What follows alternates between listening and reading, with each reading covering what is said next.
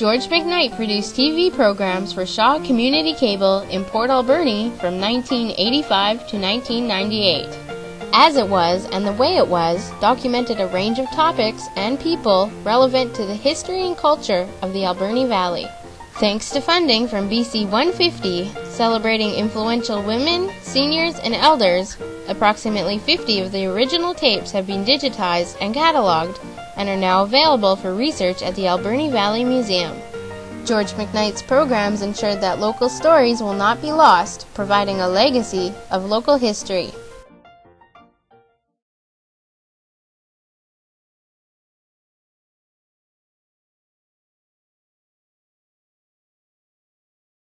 A logging camp on Sprout Lake shore where there were many trees was first one on the coast, the first of many yet to be. And logs here too were plentiful, and they floated them away, and they raised a sail on booms of them and sailed them to the bay. And where the river empties out and flows down to the sea, they built a dam to raise the lake a foot or two, to be sufficient then to float the logs when opened and let go. Then logs and flood and all at once went onward with the flow. But here as well the logs ran out. Those easy close to shore were fine, but then they had to skid them just as they did before. An oxen then, however strong, not equal to the task, the mill ran out of logs again. This clearly couldn't last. In only 3½ years the mill was forced to close. The enterprise came to an end, and so the story goes.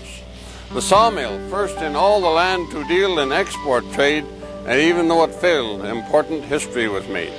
We stand at Harbour Quay and look at all the industry, where bounty of our forests is produced and shipped by sea, and thousands of our citizens who man this great machine, whose lives and work produce it, perhaps would ne'er have been. Without the men who pioneered the way, they failed, it's true. Yet they proved it could be done, and they found what not to do. They proved that setting up a mill was not the only thing, that men who hoped to find success some power they must bring, which would ensure a steady flow of logs out from the woods. They'd need a power greater than the ox, however good. So as Gilbert's Road predicted, when it closed in '65, logging railways would be needed for such industry to thrive. It would be almost 50 years until the day would come to prove that he was right, and then to have his vision proven true.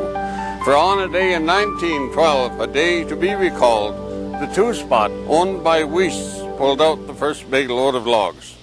Some men can have ideas, even write them down in rhyme. Ideas can be proven true, but only in due time. And railway logging stood the test for 40 years and more, and built a giant industry which could not be done before. As we sit relaxed at Harbour Quay on a lovely summer's eve, at twilight, if we close our eyes, perhaps we'll clearly see a tall ship sailing into view round Polly's Point. 'Tis true, I've seen it oft myself. It's when the twilight's sort of blue. I swear I've heard the sawmill sounds from out that ancient mill. Perhaps one day you'll hear it too. You must be very still. That long-gone crew was working hard. The saws made quite a din, and I heard one worker say, "Thank God," when at last his shift was in. I've thought about those long-gone days and the changes we have seen. Though they've changed, they're much the same as it has ever been. And those who sail upon the seas and those who work in mills, though centuries divide them, they've much in common still. And those who work in camps to log, to earn their daily bread, are now as then a noble breed, whatever may be said. As now, when 50 years ago I threw my lot with them, for good or bad, 'twas good, but it is better now than then.